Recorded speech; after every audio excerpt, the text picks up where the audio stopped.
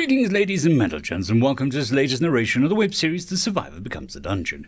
If you are new to the series, there is a playlist listed down below in the description, and as always, I hope that you enjoy. Chapter 87. Barodius' Point of View, 10 years earlier. Even if it wasn't a fancy wagon by any means, the ride was smooth enough for Barodius. He found himself resting amongst the crates of goods, curled up cozily under the shade of the canvas secured over the wagon, as he dozed for a time. The caravan turned out to be a rather considerable group of people and goods, a total of 8 wagons and 4 carts that were accompanied by at least 19 other people. On numbers of their own, Barodius would have considered the caravan a formidable group. However, it was plain to see that most of these people were inexperienced with combat, beyond using the staff or sling for self-defense. Of the 19, 6 militia guards rode with the caravan. 2 of them rode along on the wagons, while the rest rode atop some warbling swifts, otherwise simply known as warblers. Warbling swifts were one of the more common domesticated mounts, being one of the easier large 2-legged birds to handle and maintain. They were moderately fast and were equally useful within the tight streets of the cities to the open fields and paths of rural life. They were the preferred mount of scouts and guards alike. However, despite their usefulness and overall mobility, the birds generally hated having to pull anything. In any case, Barodius ended up actually catching up on some much-needed sleep. His ears twitched as he heard the call of a couple warblers and their riders returning to the caravan. It seemed that the guards had gone up ahead and had found a suitable clearing that was safely away from the road for the caravan to navigate to, and set up for the night. Stretching and writhing around within the cozily snug place he ended up in, he woke himself up and moved to climb to the edge of the wagon that he was in to watch the line of carts and wagons behind him. The driver of the cart behind him offered a smile as he spotted Barodius, and Barodius returned the smile as best he could manage before being interrupted by a yawn. Looking at the sky and the sun in particular, he could guess they still had a few hours until sundown. Barodius felt they could still travel for at least another hour or 2, but then he had to consider that this wasn't just a party of 5 that could disappear into the woods without a trace, but an entire caravan that needed both time and space to move and settle down in. Not to mention the sleeping and cooking arrangements that also had to be prepared for all these people.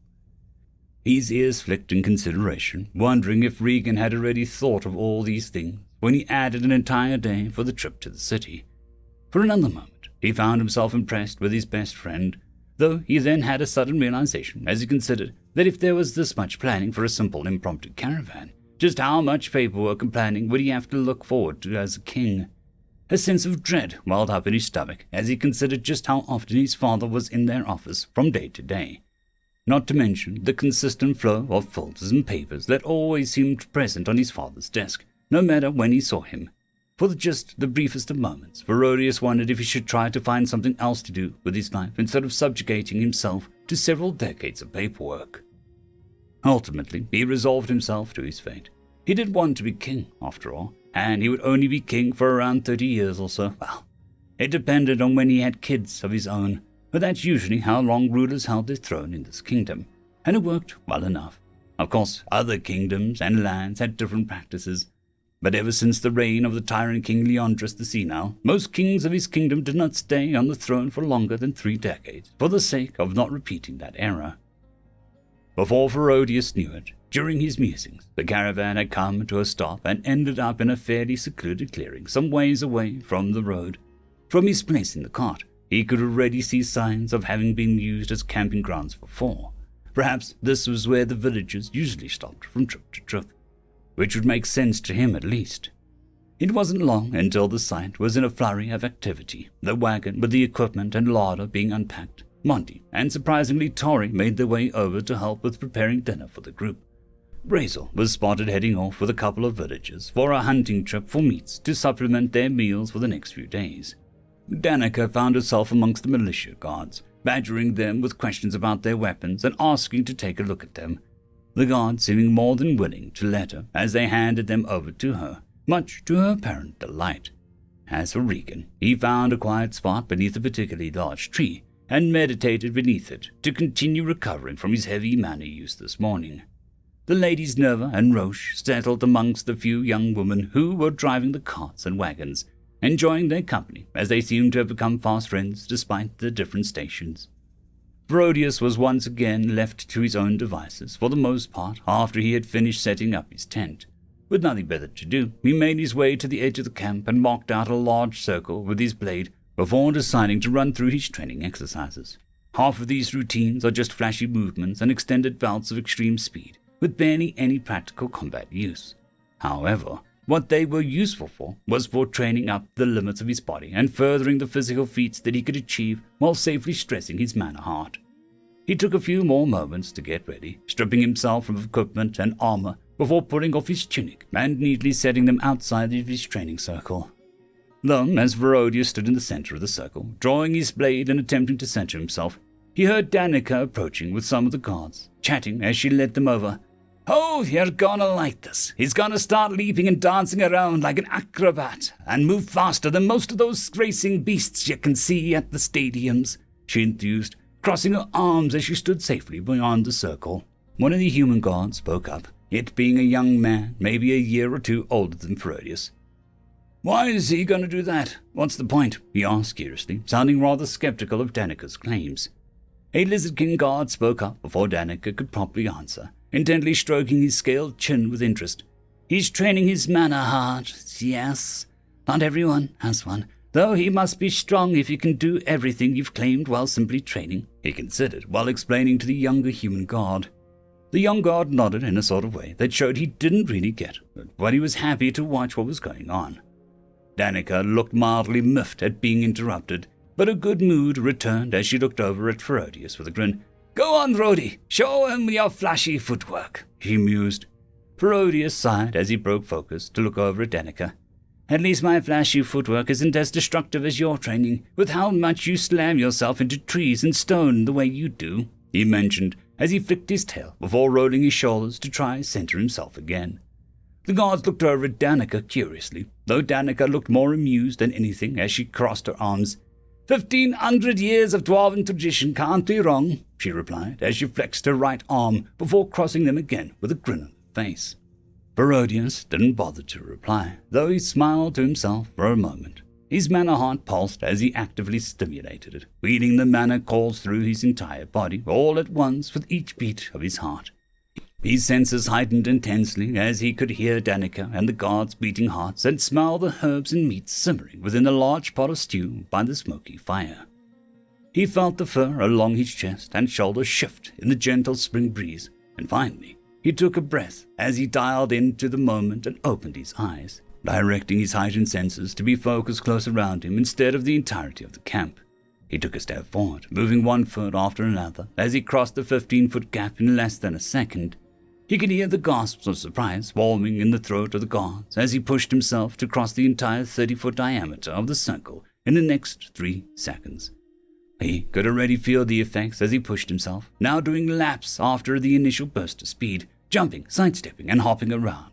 That was until he started including his blade, swinging and thrusting, doing rather deep lunges, and jumping before forcing himself to descend faster by performing downward slashes. Varodius briefly considered manifesting flames of wind around his blade to further stress his mana heart, but ultimately decided against it since he didn't want to completely wear himself out.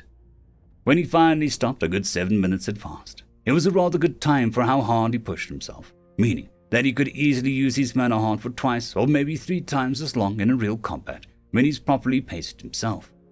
By the end of it, he was down on his knees, leaning on his blade as he panted heavily. He could feel the heat radiating up from his palms, ears, and feet, the heat coming in waves as he worked on cooling down.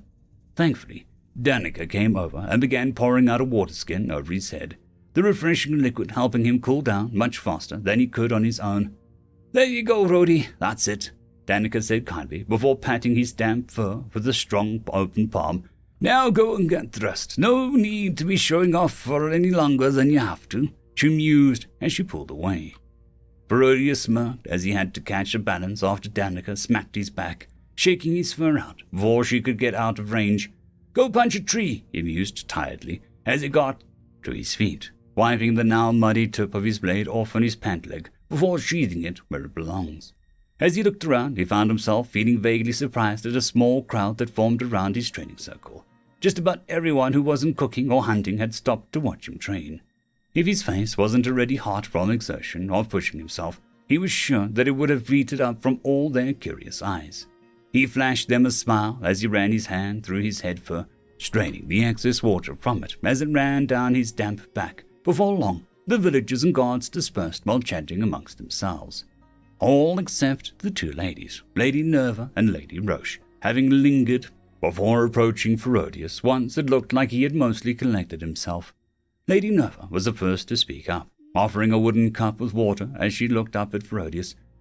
"That was an impressive display of power and agility, Sir Rhodey. Even my family's guard captain would be hard-pressed to meet you on even footing," she enthused charmingly, her fluffy tail slowly wagging behind her. Ferodius was a little taken aback by their approach, but offered a friendly enough smile as he took up the cup of water and indulged in a few deep gulps before sighing with delight. "Thank you," he expressed with a smile as he looked between the two ladies. "For the water and the compliment," he mused as he held up the cup. Lady Roche spoke up as she looked up at Ferodius. "What rank are?" she started to ask, her eyes having momentarily wandered to his chest before spotting the emerald tag that rested against it. "Oh, you're only an emerald. I was almost certain that you were at least a bronze, if not a ruby," she considered, before looking back up into Ferodius's eyes with a question being silently suggested as she tilted her head a little. Ferodius smiled a bit more as his ear flicked, sending some water behind him. "I believe it is only a matter of time before Regan and I go through our promotion interviews to become rubies. It's only been half a year since we went up in rank after all," he explained. Lady Roche nodded at his words, seemingly accepting his answer. Lady Nerva piped up as she stepped a little closer, her tail wagging a little more. "Sir Rhodey, forgive me for being forward, but are you perhaps available for long-term contract work? I would be remiss to overlook such a formidable man as yourself, along with Regan, of course," she enthused before her own ears waggled a bit. "And while I haven't seen Danica or the others of your party in action, if they're anything like you, then they are surely impressive." Lady Roche frowned a bit, stepping closer and attempting to nudge Lady Nerva to the side to get Ferodius's attention. "I would also like to make an offer as well. I come from a Viscount house, and we can surely match any accommodation a Baron's household could muster," she offered, not wanting to be shown up by a Wolfkin lady. Ferodius took a step back, definitely not expecting this line of conversation, as his ears lowered back against his head with surprise. "I'm sorry, ladies, but I have no plans on taking any long-term contract work." Sorry, he expressed apologetically, as he worked on relaxing a bit now that he had his personal space back, bringing up the cup of water back to his lips and taking another drink. The ladies both frowned a little, clearly disappointed, but not as much as Ferodius anticipated, as Lady Nerva placed her hand on her hips. "Then I suppose the rumors are true. You're planning on serving Lady Historiette, aren't you? Perhaps as her personal guard at first," she stated more than asked, as if it was already set in stone. She then flashed a mischievous smile. "I suppose she has good taste, and you'd be rather comfortable if you did marry up," she mentioned, both ladies appearing in good spirits, as they considered that possible rumor mill. "True, a count's daughter falling in love with an adventurer who rescued her. It's the stuff of fairy tales," Lady Roche was quick to agree. Ferodius, on the other hand, ended up choking on his water and only just managing to turn away to avoid coughing water at the ladies as he panted and tried to catch his breath. His face heated up as his ears uncontrollably waggled. It's not like that, I swear," as he meant it in more ways than one. Lady Nerva smiled more at Ferodius' reaction and giggled at his expense. "Try all you want to deny it, Sir Rhodey, but you cannot fool me," she mused, turning to leave as Lady Roche was quick to follow her. Ferodius swallowed at nothing before looking over at Tori as she chatted along with the others while preparing dinner, a beautiful smile on her face as she chopped up some vegetables. His ears started to droop as he considered what Regan had been repeatedly telling him. "It can't be like that, not for a long while, at least," he murmured to nobody in particular. End of chapter. I'd quickly like to thank the T5 peeps: Bitmori, Terran on Air, Cold War Boomerwaffen, Sevaren Serberous, Red Panda 121, Leslie 517, Bushmaster 177, Casper Arnholtz, Cam Maxwell, Lightsjock, Dragzoon W.R.E, Lord Azrekahl, and Arcadian. Thank you.